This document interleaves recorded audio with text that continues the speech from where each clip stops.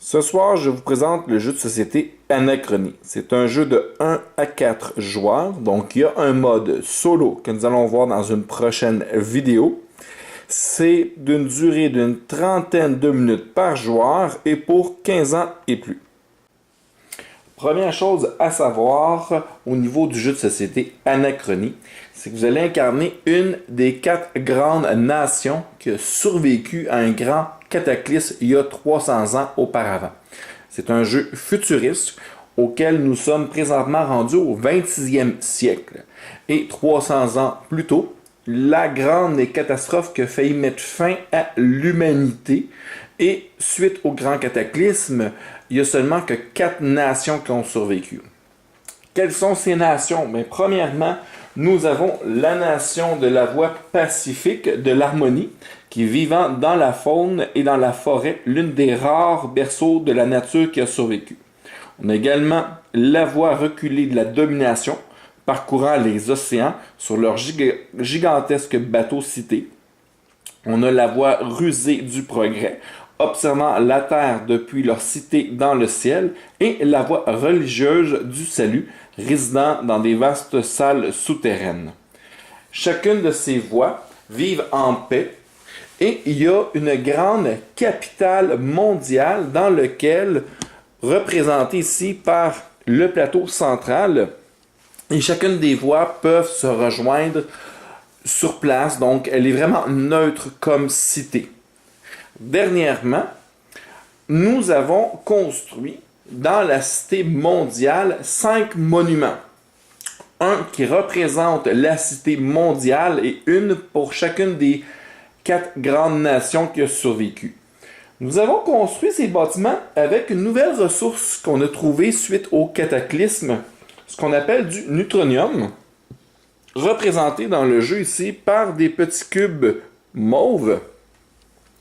Et lorsque nous avons activé ces bâtiments lors de la fête des 300 ans pour avoir survécu au cataclysme, il y a eu devant tout le monde des portes temporelles qui se sont ouvertes, puis des gens du futur qui sont venus nous rejoindre, nous voir.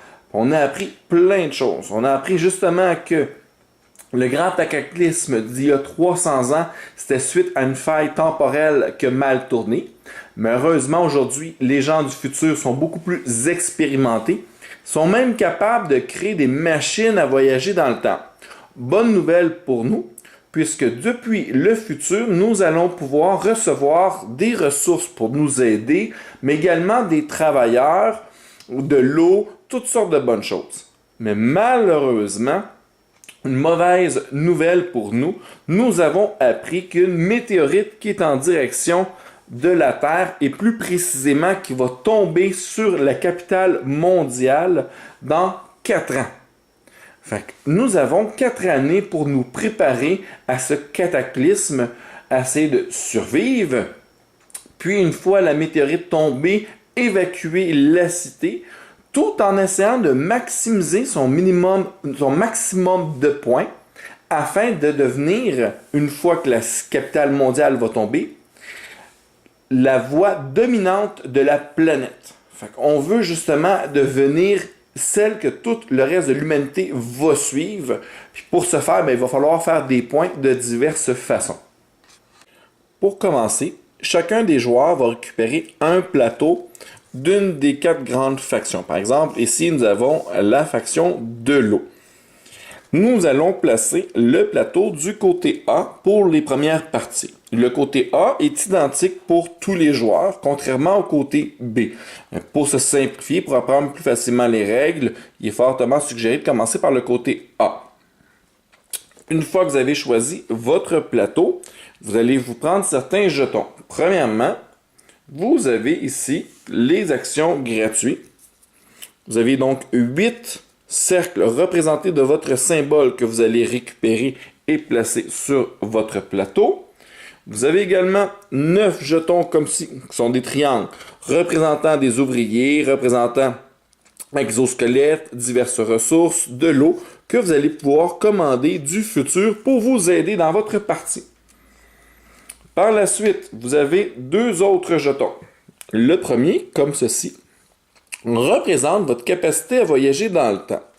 Au début, on la passe sur la première case, mais au fur et à mesure que vous allez faire des voyages dans le temps, justement pour apporter les ressources que vous avez commandées dans le passé, mais vous allez gagner davantage de points en fin de partie. Fait que plus vous faites de voyages, puis que vous réussissez à ramener les ressources que vous avez commandées, plus vous faites de points. Ici, ce jeton, c'est le jeton du moral.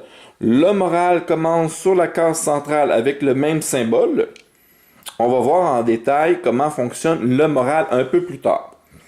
Une fois ce plateau placé, vous allez également aller chercher un étendard avec votre symbole. Au début, vous pouvez le placer de côté pour le moment. Puis, vous allez chercher des exosquelettes qui sont représentés par des cartons hexagonaux comme ceci dans la version de base. Mais si vous avez la chance d'avoir l'extension qui est ExoSuite Commander Pack, vous allez à la place avoir de super belles figurines qui représentent les exosquelettes. Donc, pour ici, on va prendre ces jetons ici pour justement la beauté, côté esthétique. Je trouve ça vraiment beaucoup plus intéressant d'utiliser ceci plutôt que les jetons de plastique. On va aller en chercher 6. Prendre note qu'ils sont tous différents pour chacune des factions. Par la suite, nous allons avoir un autre petit plateau comme ceci. Encore une fois, on a un côté A, puis on a un côté B. Pour votre première partie, je vous conseille d'aller récupérer le côté A. Simplifier un peu la tâche à tout le monde. Nous allons voir ici comment faire l'évacuation et vos ressources de départ. Par exemple, ici, qu'est-ce que ça m'indique? Ça m'indique que je vais aller récupérer 3 d'eau, 2 jetons de ressources gris, 2 jetons verts et 1 jeton jaune, puis 4 noyaux d'énergie ici. Finalement, je vais aller chercher les ouvriers mentionnés. Donc, ici, qu'est-ce que nous avons? Nous avons un ingénieur, puis le symbole à côté indique qu'il est fatigué.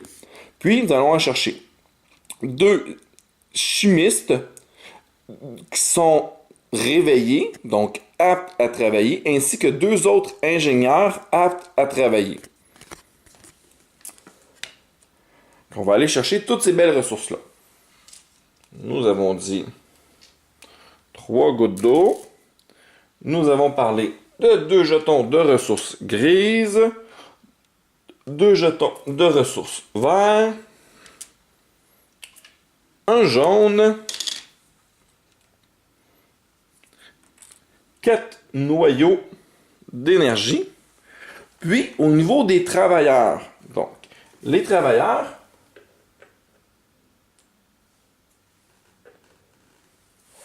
sont représentés comme ceci.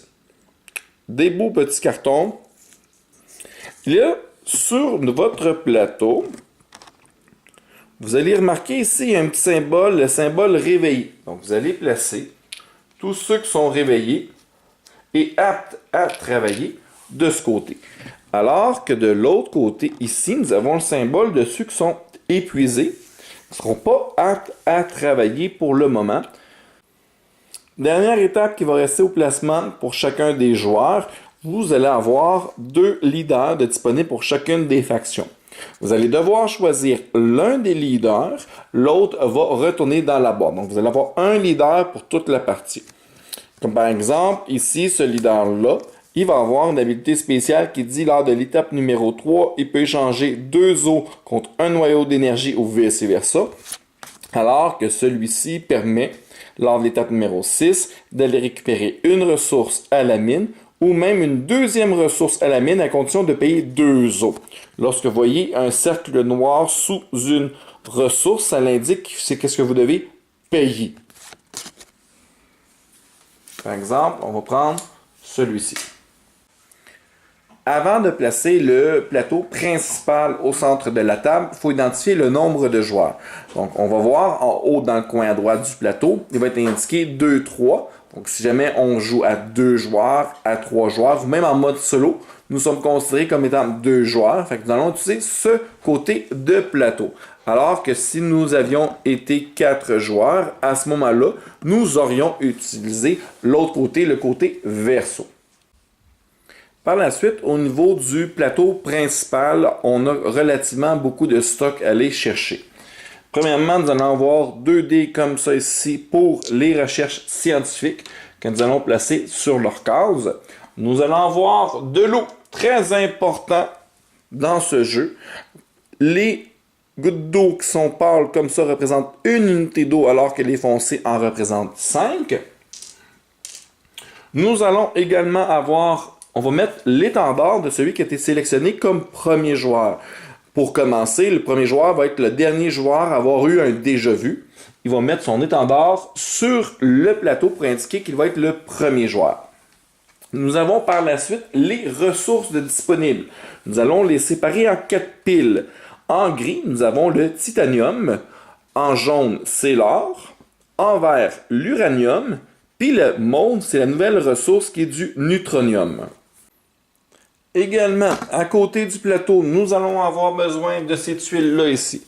Ces tuiles-là ici représentent des anomalies.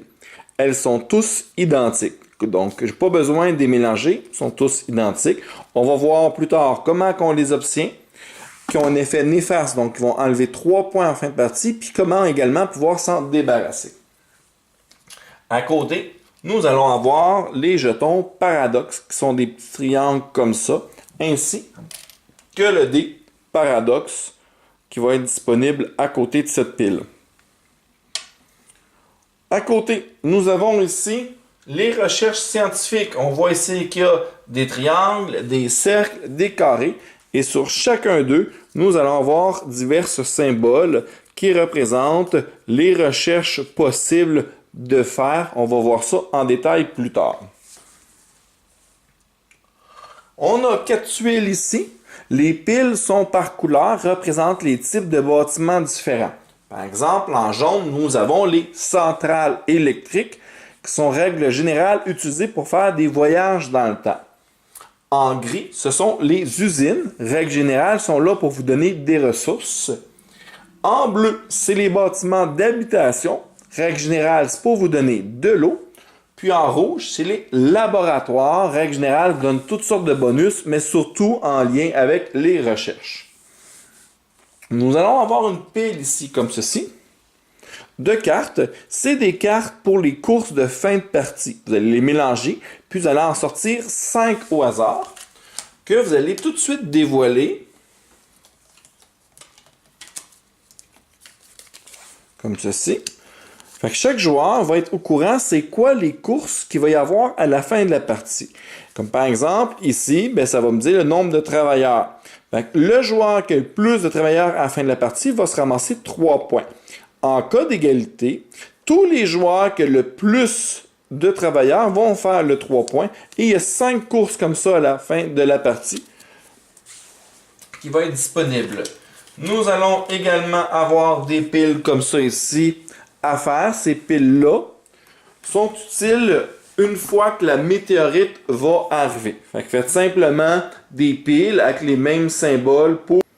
De l'autre côté du plateau, qu'est-ce que nous avons de disponible? Premièrement, nous allons avoir un paquet de cartes comme ceci, qui représente les ressources disponibles à la mine. Elle va être mélangée. Puis à chaque année, on va tirer une carte qui va nous indiquer toutes les ressources disponibles pour cette année. On va voir ça plus en détail tantôt. On va avoir un autre paquet de cartes comme ceci qui représente le recrutement possible pour l'année en cours. En tirant une carte, va nous indiquer quel type de travailleurs sont disponibles. Il y en a toujours 4. Qu'est-ce que nous avons? Nous avons les scientifiques, nous avons ici les ingénieurs, les administrateurs, puis les génies. On va les voir plus en détail tantôt. Justement, en parlant de ces types de travailleurs-là, faites simplement des piles de chacun des travailleurs. Vous avez une réserve de points, parce que ça ici, ça représente, c'est le symbole pour les points de victoire en fin de partie. Nous avons des jetons de 1 et de 5. Puis, on fait des piles pour les anneaux d'énergie. Voilà pour le placement initial du plateau. Il me reste une dernière chose que j'ai oublié de préciser. Nous avons un carton comme ceci. Ce gros carton-là, si on regarde au verso, c'est une fois que la météorite va être arrivée sur la capitale, nous allons retourner le plateau. Mais pour le moment, ce petit plateau-là, on le garde de ce côté-ci, puis on le place sur la même image correspondant sur le plateau principal. Dernière chose qui va rester à placer avant d'être prêt à jouer, c'est la ligne du temps. Vous allez avoir des tuiles comme ceci. Ces tuiles-là, ils ont deux côtés. Il y a un côté bleuté, nous allons commencer avec le côté bleuté. Dans la phase avancée du jeu qu'on va voir dans une autre vidéo, il y a un autre côté plus coloré. Mais pour le moment, concentrez-vous seulement sur les tuiles du côté bleuté, où il n'y a pas de différence au niveau du placement. Ça ici représente l'année en cours. Nous allons également avoir beaucoup de cartes comme ça. On va en sélectionner 7 pour les 7 années. Nous allons placer une au-dessus de chacune des années. Il n'y en a pas au-dessus de la météorite. Puis, nous allons retourner la première. Ça, ce sont des cartons de super projets. On peut voir ici, on a de l'information sur les super projets. On va voir ça plus en détail tantôt. Mais c'est les super projets de l'année en cours qui est placé au-dessus de l'année. Par la suite, chacun des joueurs va prendre un de ses jetons d'action gratuits. Le jeton va représenter où ils sont situés dans l'année. Présentement, il commence avec l'année en cours, la première année. Après ça, au niveau des cartons comme ça des années, nous allons placer 4 années, suivies de l'arrivée de la météorite. Donc la météorite arrive à la fin de la 4e année.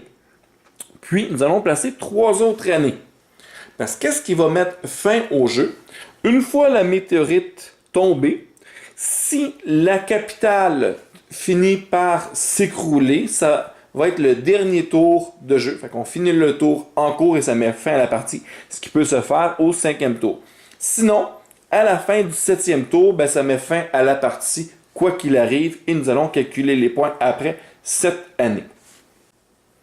Lors du tour de jeu, l'époque, donc l'année en cours, va être divisée en 6 phases. La première phase, c'est la phase de réapprovisionnement. Premièrement, nous avons révélé le projet au-dessus de la prochaine tuile. Donc ici, nous allons savoir c'est quoi le projet de la prochaine année afin justement de pouvoir s'y préparer puis aller rechercher les ressources et les recherches nécessaires. Nous avons présentement 4 piles qui représentent les divers bâtiments, mais au début, nous allons tout simplement créer une deuxième pile de bâtiments. Ce qui va faire que dans le tour en cours, nous allons pouvoir avoir accès à un choix de 2 bâtiments par catégorie. Donc, il est possible de créer l'un des 8 bâtiments. Si je construis un bâtiment sur la nouvelle pile que j'ai créée, par la suite, je n'ai pas d'autre option. Alors que si je vais construire un bâtiment de la grande pile sur le dessus, à ce moment-là, je vais débloquer celui qui est en dessous. Durant les prochaines années, on va continuer à aller chercher et empiler comme ça dans la deuxième colonne lors des années suivantes. Ce qui veut dire qu'il va toujours, au début de l'année, avoir au moins 8 choix de bâtiments possibles. Il va toujours avoir 8 choix de bâtiments possibles lorsque vous allez faire une construction en début d'année. Après ça, il va falloir savoir c'est quoi les ressources qui sont disponibles à l'usine. Pour ce faire, nous allons tirer la première carte d'usine, nous allons la retourner. Elle va m'indiquer c'est quoi les ressources disponibles cette année. On voit ici 2 mauves, 1 jaune, 2 gris. Nous allons donc aller récupérer 2 mauves, une ressource jaune et 2 ressources grises qui vont être disponibles. Prendre note ici. Il est indiqué qu'une fois que la météorite est tombée, la première ressource, peu importe ce qui est indiqué sur la carte, elle est mauve. C'est une obligation une fois que la météorite est tombée. Après ça, nous avons le centre ici de recrutement.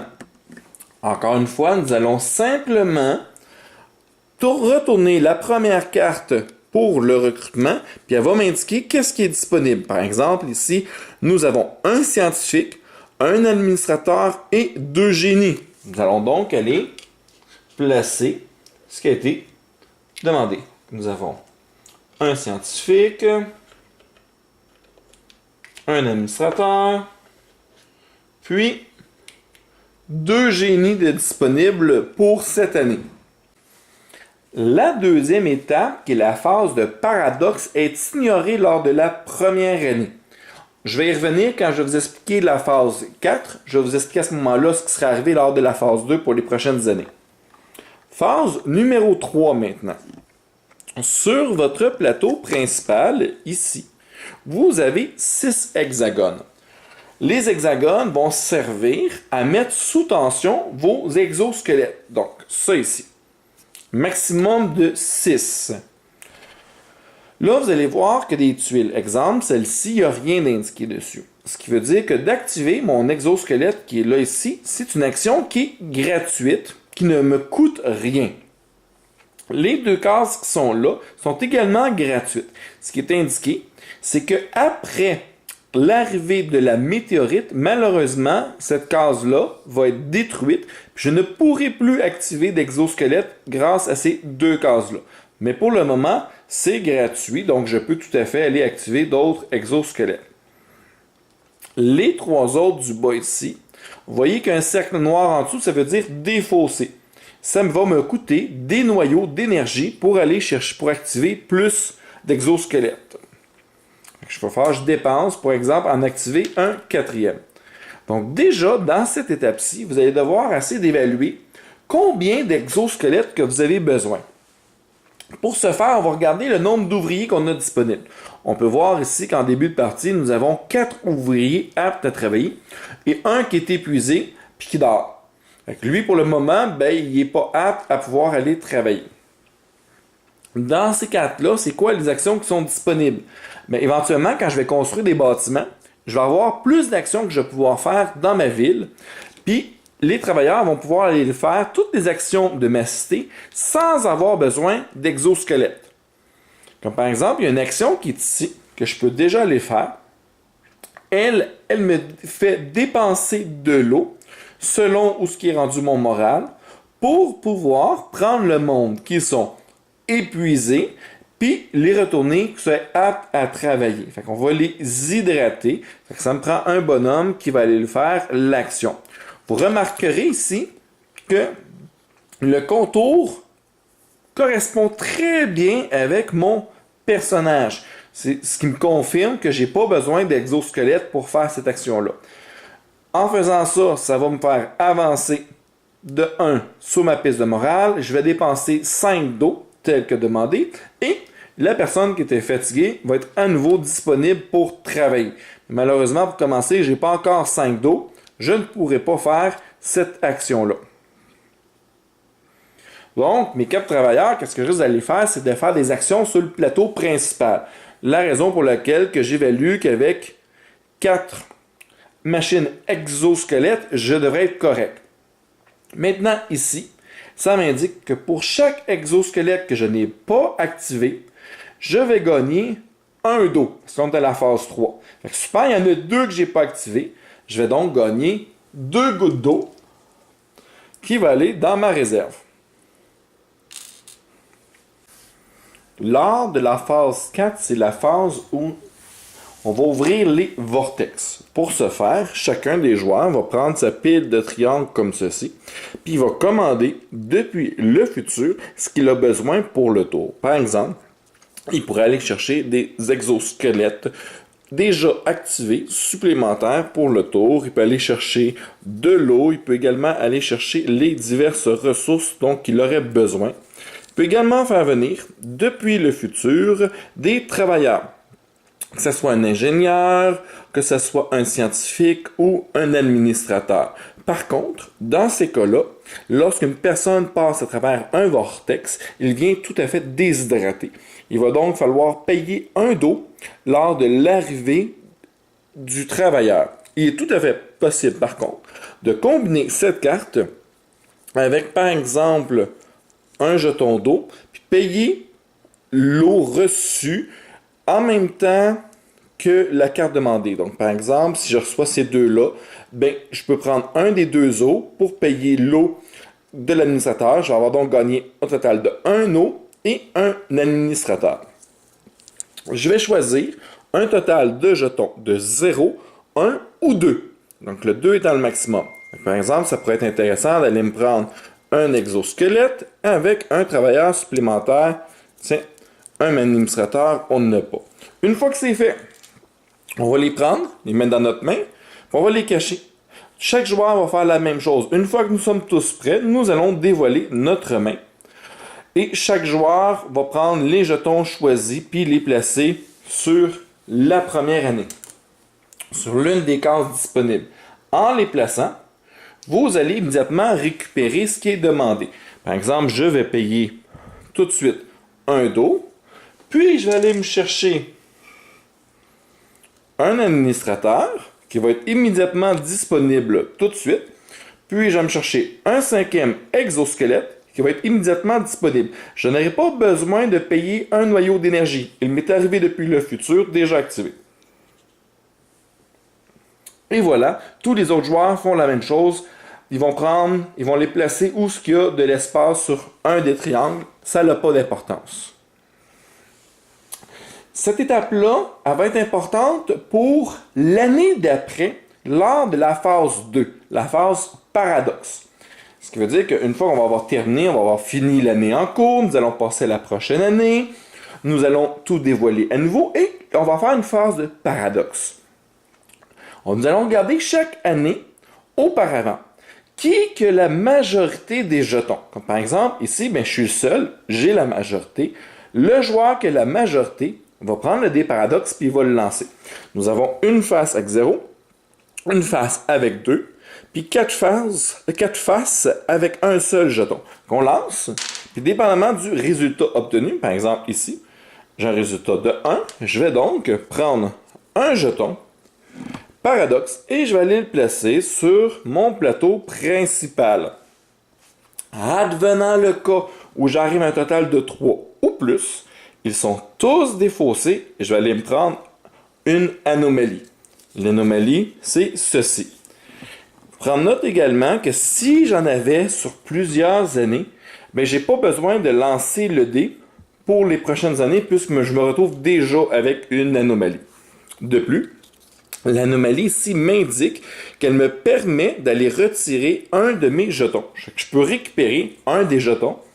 Par exemple, dans les années passées, j'avais demandé un exosquelette.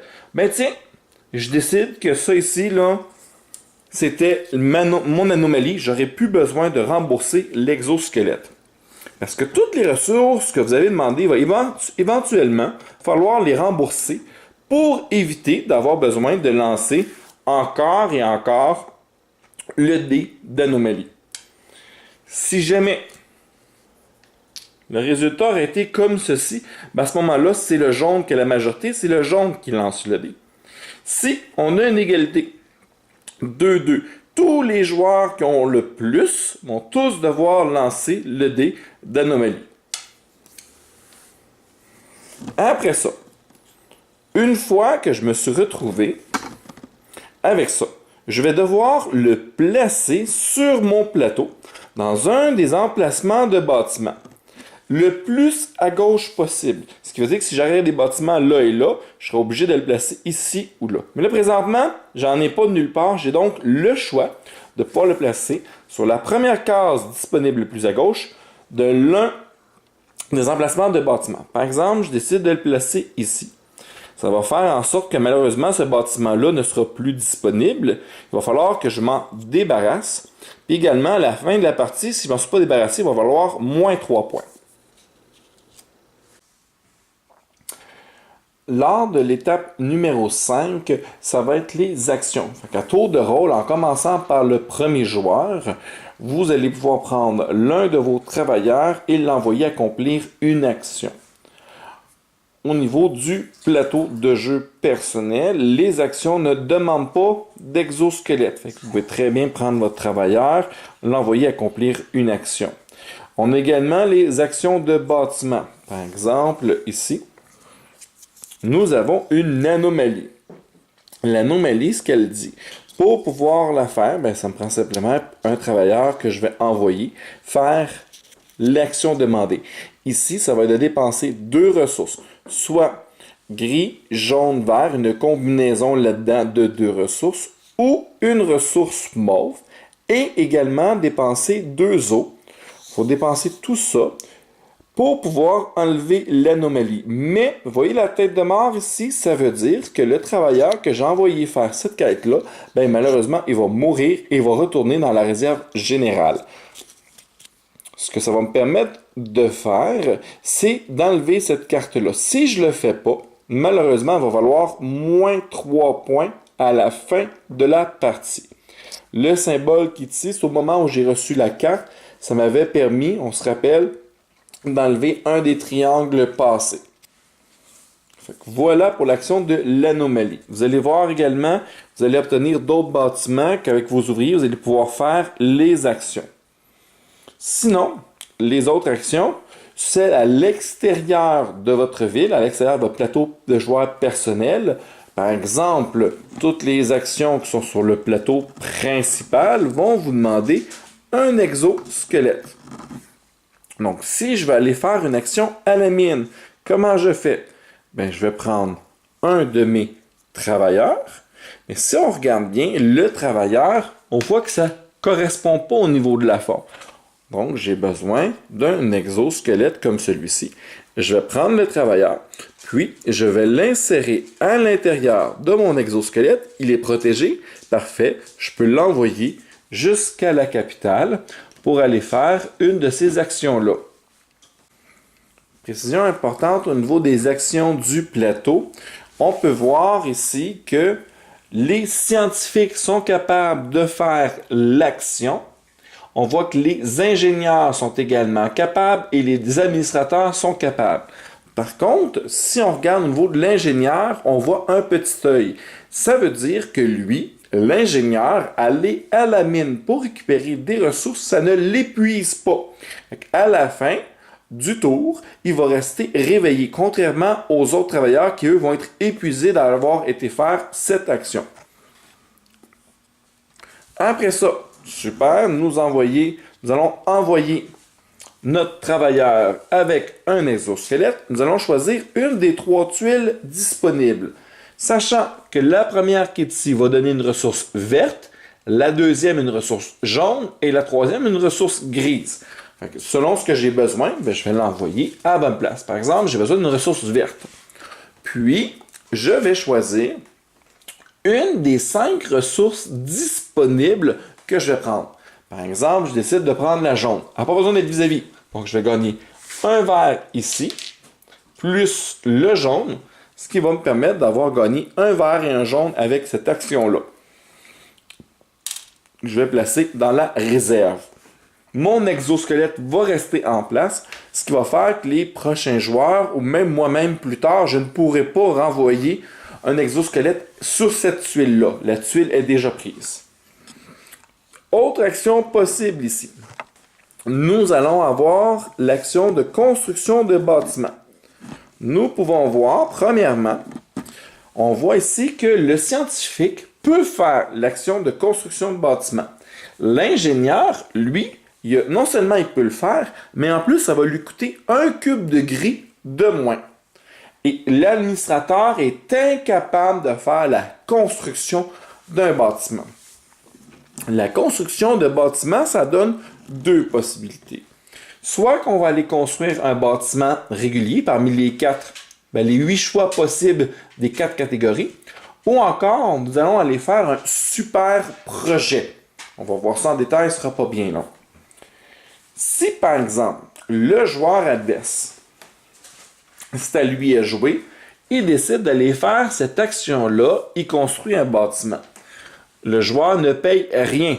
L'action, elle est gratuite.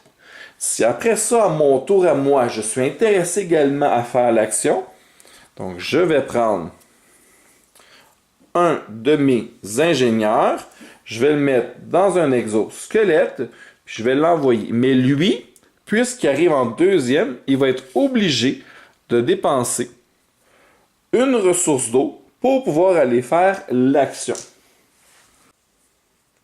Je vais donc, avec cette action-là, pouvoir construire l'une des 8 tuiles qui est disponible parmi les 4 catégories.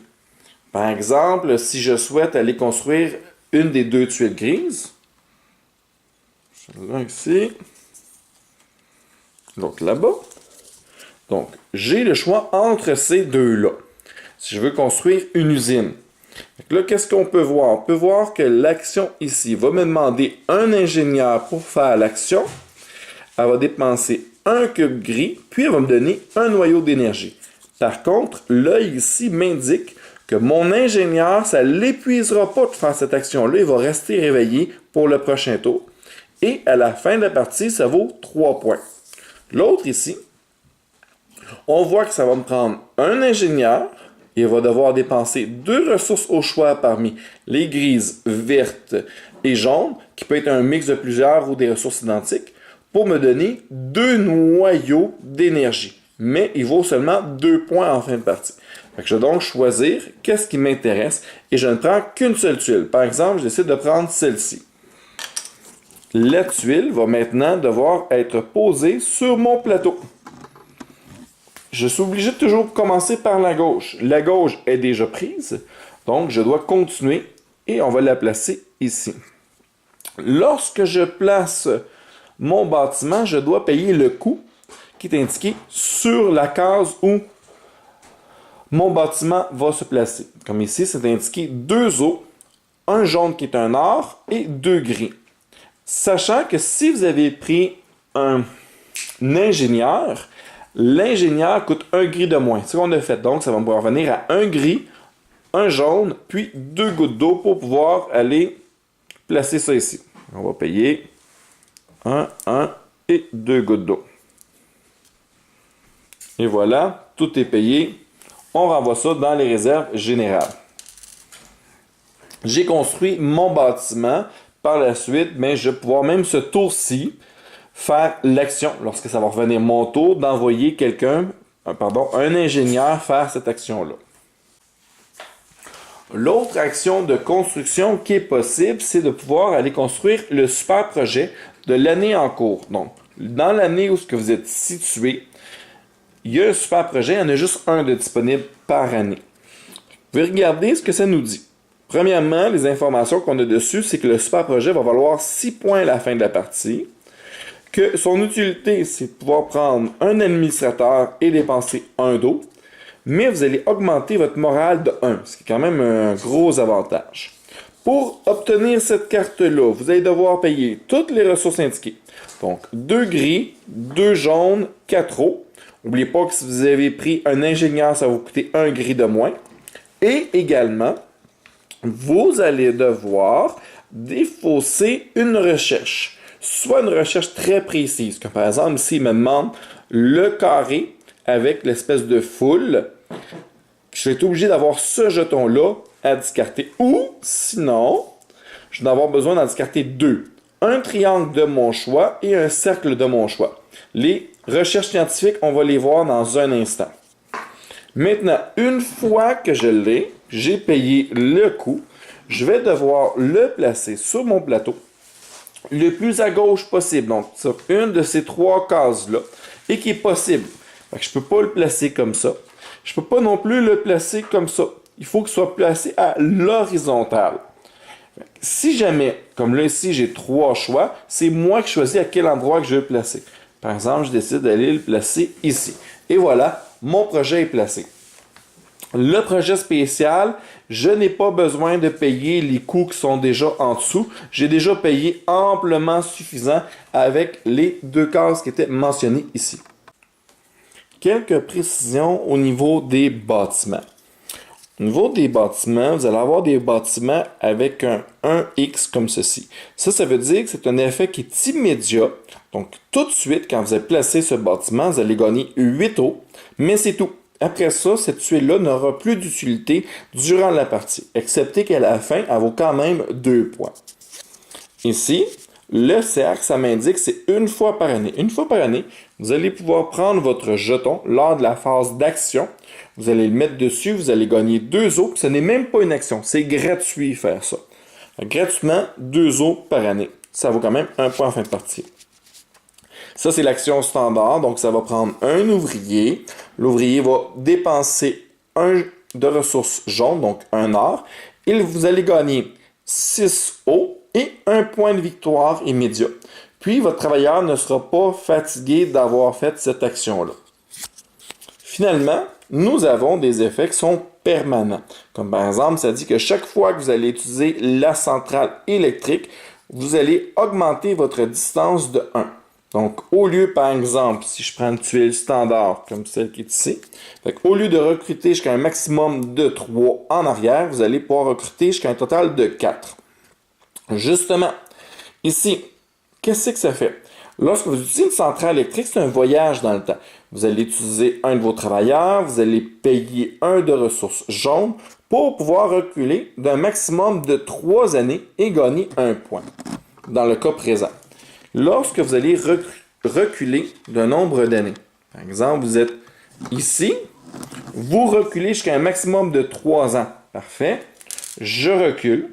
Une fois que vous avez reculé, vous pouvez faire, vous, dans le fond, vous allez pouvoir rembourser un des 2 prêts.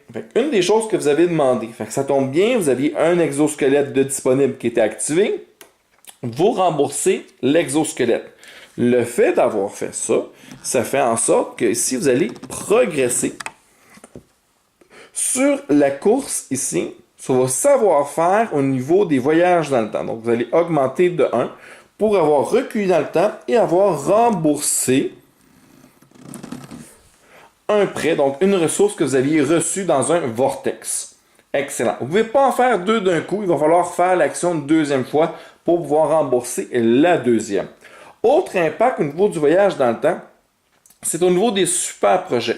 Pour faire un super projet, il faut que ce soit dans l'année en cours. Donc, si vous voulez faire un projet qui a été fait, qui était dans le passé puis qui n'a pas été réalisé, il va falloir refaire le voyage dans le temps pour avoir, par exemple, si l'action était toujours là, pour pouvoir aller faire le super projet. Donc, même si vous n'aviez pas réussi à le faire, puis que par la suite, vous avez finalement les ressources nécessaires, toujours possible de revenir dans le passé pour faire le super projet lors de la phase d'action. Par la suite, lors de l'étape numéro 6, où vous allez avancer dans le fond pour la prochaine année, qui va devenir l'année en cours, mais peu importe où ce que vous vous trouvez, même si vous avez reculé plusieurs années en arrière, vous allez automatiquement revenir jusque de l'année en cours. L'action d'après, c'est l'action de recrutement. Lorsque je souhaite faire un recrutement, on peut voir ici que les scientifiques ne peuvent pas faire l'action de recrutement. Les ingénieurs, ils peuvent, mais pas les génies. Les génies, c'est ceux qui ont un cerveau. Puis, les administrateurs, eux autres, peuvent recruter tout le monde. Si, par exemple, justement, je prends un administrateur, je l'équipe d'un exosquelette et je l'envoie, puisque je suis le premier, je ne paye rien, je ne paye pas d'eau, c'est gratuit, puis je l'envoie récupérer ce que je veux. Il faut savoir que non seulement vous allez récupérer, par exemple, ici, je suis intéressé à aller prendre le scientifique, mais je vais également gagner le bonus qui est à côté. Donc, en plus de recruter un scientifique, je vais gagner 2 autres. Puisqu'il n'y a pas d'ingénieur, je ne peux pas recruter d'ingénieur, mais si je l'aurais fait parce qu'il y en avait, j'aurais gagné à ce moment-là un noyau d'énergie. Si j'aurais recruté l'administrateur, j'aurais gagné 1 point. Les génies maintenant. Le génie, lorsque je fais le recrutement du génie, il y a un point d'interrogation à côté qui veut dire que c'est moi qui choisis lequel des 3 bonus vient avec le génie. Génie, j'en ai pas parlé. Ce sont des travailleurs un peu spéciaux. Ce sont en réalité des jokers au moment de faire une action. Quand vous faites une action, il devient ce que vous voulez, mais seulement pour les actions. Pour les prérequis, pour les dépenses, ça ne fonctionne pas. C'est un génie. Mais au niveau de faire une action, au moment de faire l'action, le génie devient ce que vous voulez. Les génies peuvent être très, très, très intéressants justement pour vous aider à faire un peu ce que vous voulez selon les besoins. À côté, ici, nous avons les recherches scientifiques. La recherche scientifique ne peut être faite uniquement par les scientifiques. Ça tombe bien, on a justement un scientifique. Fait que quand revient notre tour, ben nous allons pouvoir aller prendre cette action-là. On n'oublie pas que si jamais on est le deuxième à faire l'action, ben malheureusement, ici, ça va nous coûter un dos supplémentaire. Là, ce que nous allons faire, c'est que nous allons prendre les dés. Nous allons choisir un des dés, puis c'est nous qui allons le placer comme qu'on veut sur la face qu'on veut. L'autre dé va être relancé. L'utilité, bien justement, on peut aller voir, exemple, se préparer au prochain projet, celui de l'année prochaine. Nous allons voir ici que j'aurais besoin d'un triangle avec le temps ou d'un carré n'importe lequel et un cercle n'importe lequel. Bien justement, je peux décider d'en profiter, je vais tout de suite aller chercher le temps en espérant pogner le bon symbole, donc le triangle. Sinon, ben, au moins, je vais déjà avoir un carré ou un cercle pour pouvoir être capable de faire le prochain projet. Je suis parfait. Je prends ça. Je le place. L'autre dé, je le brasse. Et j'ai finalement, malheureusement, un carré. Je n'ai pas eu mon triangle. Qu'est-ce que je vais faire? Bien, là-bas, je vais aller sélectionner, si tu veux, le carré avec le temps, s'il te plaît. On peut voir dans la pile. On va aller voir dans la pile. Puis on va aller prendre le carré, que le symbole de temps. Et nous allons le mettre dans notre réserve à côté de notre plateau principal. Et voilà. Il faut savoir qu'à la fin de la partie, chaque recherche comme ça va valoir un point. Puis si vous avez une combinaison de trois figures différentes, ce qui veut dire un triangle, un cercle et un carré, vous allez avoir 2 points supplémentaires pour un total de 5. Puis ceci peut être fait plusieurs fois. Nous avons également le conseil ici. Le conseil, il y a 2 actions. Une qui coûte 1, une qui coûte 2. Il faut savoir que lorsqu'on s'en va au conseil, le but, c'est de pouvoir faire une action qui n'a plus de place. Par exemple, je regarde ici la construction, mais la construction, il n'y a plus de place disponible. Donc, si je souhaite aller construire, je peux toujours aller au conseil, payer un dos pour pouvoir aller faire l'action. Mais je peux seulement faire une action de celle qui est complète. Je ne pourrais pas aller faire de recherche scientifique ou de recrutement puisqu'il reste encore des cases de disponibles. On a également celle qui coûte 2 os. Celle qui coûte 2 os, non seulement elle permet de faire la même chose, mais en plus, elle permet d'échanger l'étendard pour le sien et de devenir, pour les prochains tours, jusqu'à temps qu'il y ait un changement, le premier joueur. Fait que ça va être vous qui va aller commencer à aller faire vos actions, ce qui est un net avantage. Également, on peut tout à fait, par exemple, si je recule ici, lui n'est pas là. Il y a donc de la place pour aller faire toutes les actions. Mais je le prends pareil, juste dans le but d'être le premier joueur. Mais à ce moment-là, je ne pourrai pas faire d'autres actions. Ça va être simplement d'être devenu le premier joueur. Maintenant, nous avons les actions de groupe. Qu'est-ce que les actions de groupe? Premièrement, une action de groupe, vous voyez qu'il y a un immense hexagone, ce qui permet à plusieurs joueurs d'aller faire l'action. Puis même nous autres, on peut en envoyer plusieurs au cours. Il n'y a pas de nombre limité au nombre d'exosquelettes qui peuvent aller faire cette action-là. Tous les joueurs peuvent envoyer tout leur hexagone s'ils le souhaitent faire cette action-là. Ici, c'est l'action d'aller récupérer de l'eau. On voit que tout le monde peut aller faire cette action-là, sauf que si vous le faites avec un scientifique, vous allez gagner un dos supplémentaire. Au lieu de 3, vous allez gagner un total de 4 gouttes d'eau.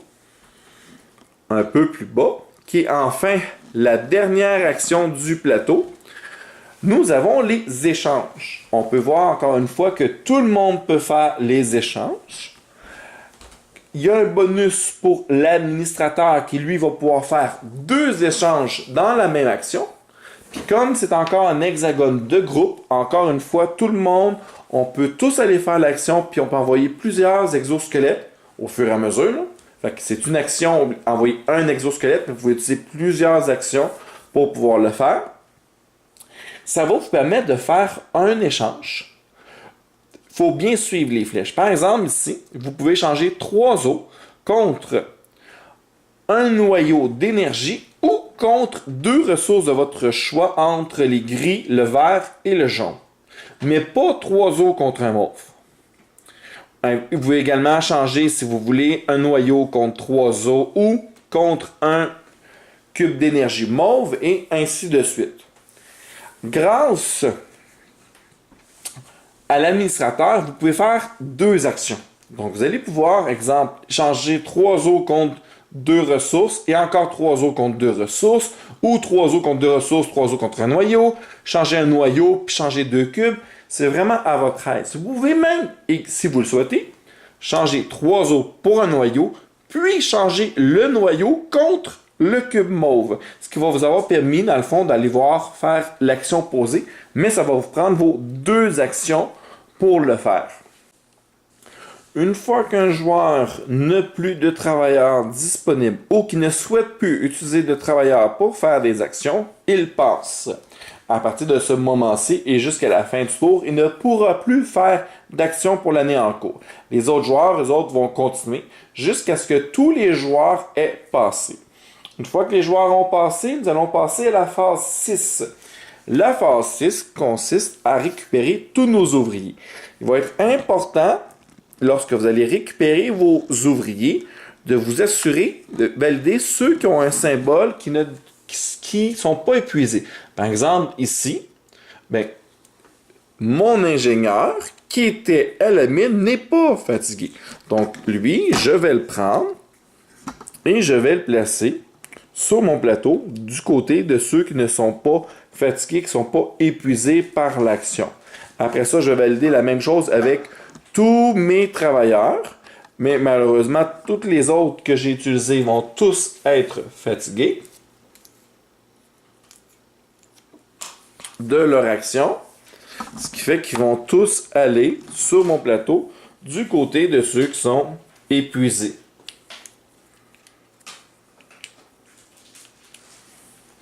Et voilà. Si je veux pouvoir les réactiver au prochain tour, il ne va pas falloir que j'oublie d'aller faire cette action-là. Il est également possible, si jamais je le veux, au lieu de payer en coupe d'augmenter, lors du prochain tour, je peux faire une action gratuite, qui est le cercle. Donc, je prends un de mes jetons, je fais une action qui est gratuite, et j'oblige tout mon monde à aller travailler sans avoir besoin de gaspiller d'eau, sans prendre de personnes pour aller les réveiller. Fait que tous mes travailleurs vont retourner du côté de ceux qui sont réveillés, puis vont immédiatement être disponibles pour le prochain tour. Ceci étant une action gratuite, ne fait même pas partie de vos actions. Mais c'est au moment de faire les actions que vous pouvez le faire. Par contre, vous allez diminuer votre morale de 1 et à la fin de la partie, vous allez avoir des points en malus. Notez également que si éventuellement par la suite vous voulez, si vous continuez à le descendre, le coût en eau va finir par diminuer. Quelqu'un qui est vraiment déshydraté, ça ne prendra pas beaucoup d'eau pour le contenter. Si jamais vous êtes rendu sur la dernière case et que vous utilisez encore l'action qui est ici, gratuite, donc vous les forcez encore à travailler, malheureusement, il y a une tête de mort ici qui va indiquer qu'il va y avoir un des travailleurs qui va succomber à sa déshydratation, qui va mourir. C'est au choix du joueur de décider lequel des travailleurs va mourir. Si jamais vous faites toujours l'action ici de les hydrater, vous augmentez votre morale au fur et à mesure. Si vous refaites encore l'action qui utilise cette eau pour ramener vos travailleurs, une fois que vous êtes rendu au bout, vous allez simplement gagner 2 points de victoire immédiats. Puis, une fois que vous avez tous récupéré vos travailleurs, chaque joueur va aller récupérer ses exosquelettes. Et voilà, nous avons terminé le tour en cours. Nous allons avancer l'année. Donc, nous allons être dans la nouvelle année. Puis, on commence avec la phase 1. Donc, nous allons découvrir le projet de l'année à venir. Nous allons, avec les tuiles des bâtiments ici, en refaire avancer les tuiles. Encore une fois, nous allons piger une nouvelle carte. Donc, toutes les ressources qui sont ici, qui n'ont pas été utilisées, vont être discartées. Nous allons piger une nouvelle carte. Nous allons suivre les indications ici pour qu'est-ce que les ressources qui vont être disponibles cette année. Même chose au niveau des travailleurs disponibles. Nous allons défausser ce qui n'a pas été utilisé. Nous allons piger une nouvelle carte. Comme ici, c'est un de chaque.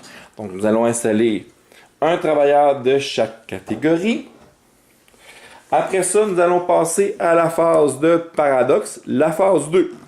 Comme dans le cas présent ici, les noirs, les jaunes lanceraient le dé de paradoxe parce que tous les deux, c'est ceux qui sont le plus. On recommence après ça avec la phase de mise sous tension, la phase de vortex, la phase d'action, et ainsi de suite. Jusqu'à l'arrivée de la fin du tour 4.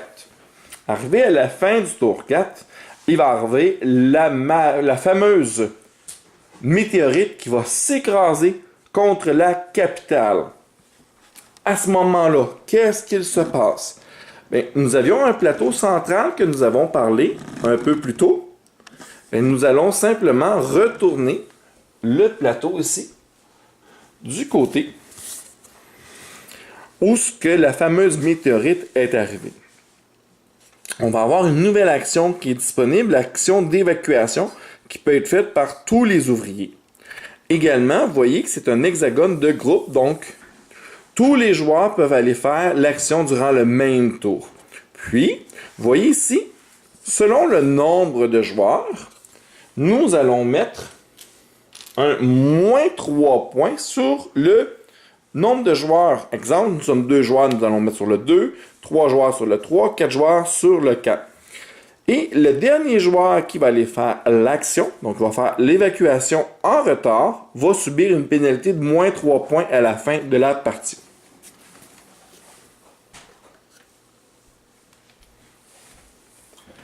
Également, au niveau du plateau central, nous avons des jetons que nous avions empilés un peu plus tôt au début.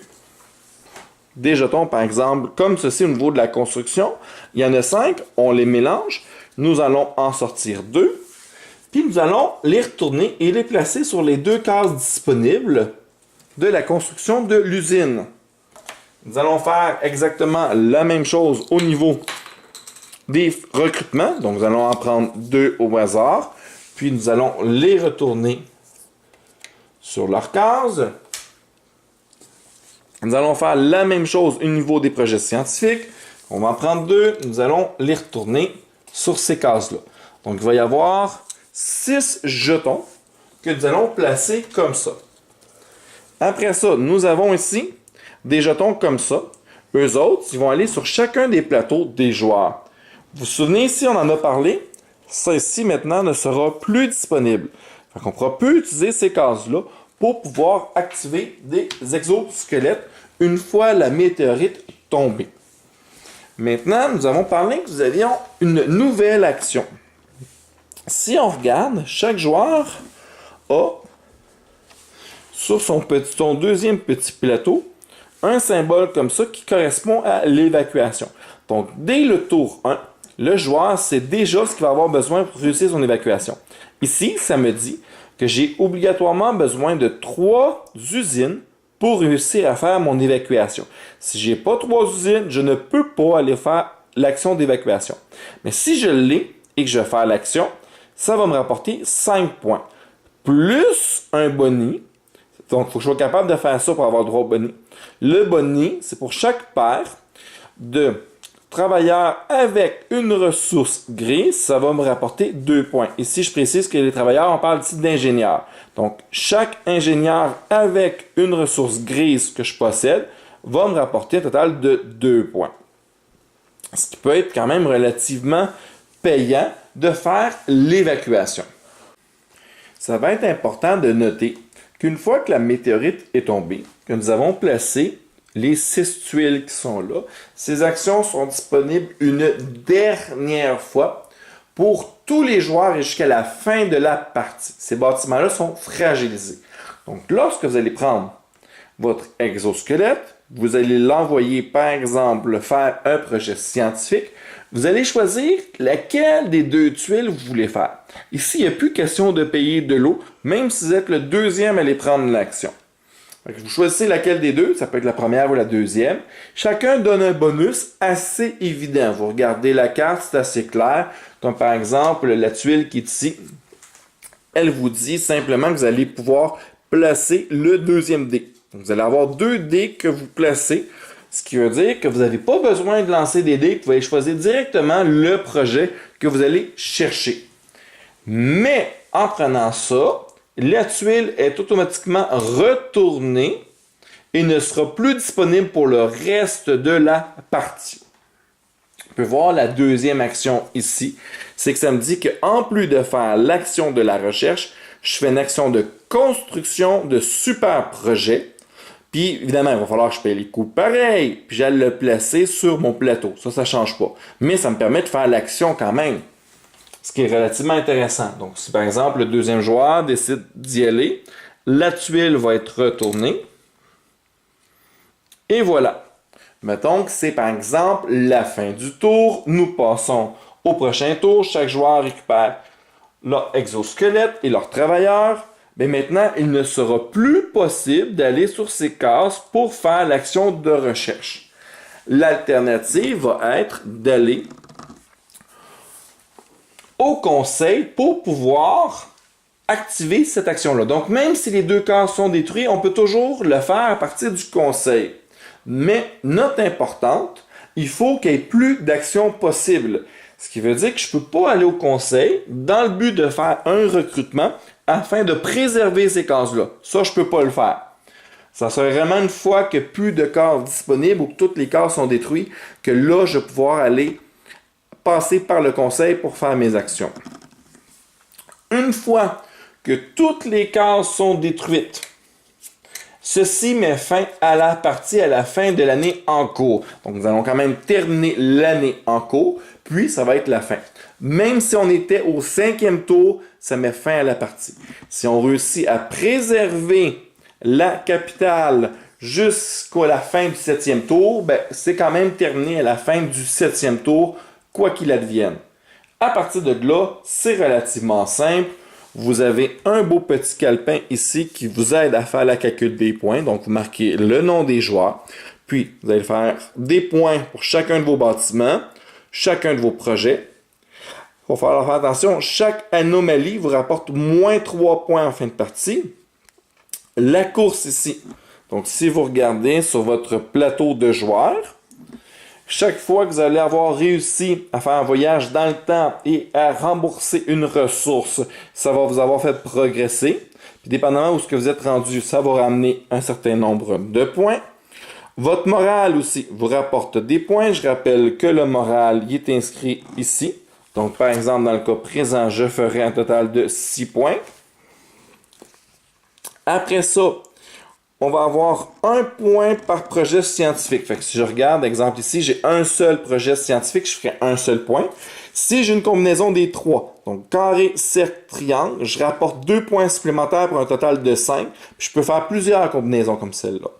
Chaque point que j'ai rapporté en cours de partie, ben, je les additionne. Ici, là, ça va être important. On va avoir une dernière chance, parce que c'est le dernier tour, on met un gros boost d'énergie, puis on rembourse tout ce qu'on a emprunté. L'exemple ici, ça, je rembourse avec un travailleur qui n'est pas fatigué. Parce que quand je l'ai reçu, il était apte à travailler. Donc, ça va être important de rembourser un ingénieur qui est apte à travailler. Je n'ai pas besoin de payer de l'eau pour l'envoyer. Je l'ai payé quand je l'ai reçu. Ici, ça va être important de rembourser mon exosquelette actif. Donc, ça va me prendre un exosquelette qui a été activé, non utilisé, que je vais pouvoir rembourser. Ce voyage-là ne me permet pas de progresser sur ma ligne. Ce n'est pas un voyage que j'ai fait, c'est vraiment un boost en fin de partie pour rembourser tout ce qui a été emprunté au niveau du futur. Et tout ce qu'on n'est pas capable de rembourser. Donc, si par exemple, je n'arrive pas à rembourser ces deux-là, malheureusement, je vais avoir une pénalité de 2 points pour chaque ressource ou chaque chose que je n'aurais pas remboursée à la fin de la partie. Finalement, comme je disais au début, nous allons avoir 5 courses. Bien, pour chaque gagnant de ces courses-là, il va avoir 3 points de victoire. Puis, si jamais il y a des égalités, chaque joueur va faire les 3 points. Il ne restera plus qu'à calculer le grand total pour savoir qui a été le grand vainqueur. Et voilà, c'était les règles de Anachronie. Anachronie que je trouve qui est un très beau jeu, qui amène une nouvelle dynamique. Il va y avoir vraiment beaucoup de rejouabilité. Surtout, vous allez pouvoir le voir dans la prochaine vidéo avec les règles avancées puis les extensions. Fait que j'ai beaucoup aimé. C'est un jeu qui est quand même assez long. Comme je disais, calculer 30 minutes par joueur. Donc facilement, peut-être 2 heures pour la partie à 4 joueurs. Sans compter le placement de début. Mais non, sinon j'ai bien aimé. Donc, merci d'avoir visionné et bonne soirée.